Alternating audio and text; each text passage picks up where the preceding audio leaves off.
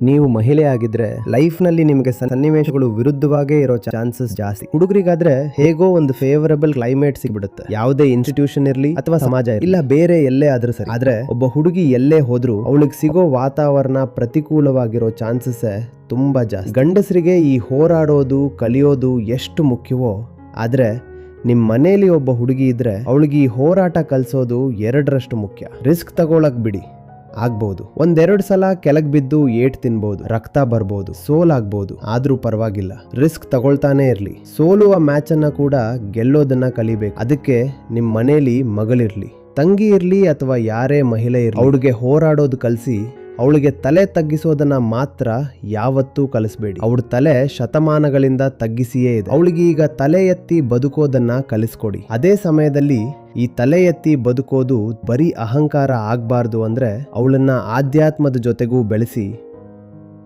ಇಲ್ಲಾಂದ್ರೆ ಮಹಿಳೆಯೂ ಕೂಡ ಮನುಷ್ಯಳೇ ಅಲ್ವಾ, ಅವಳು ಕೂಡ ತುಂಬಾ ಕೆಟ್ಟದಾಗಿ ಕೆಳಗ್ ಬೀಳ್ಬೋದು.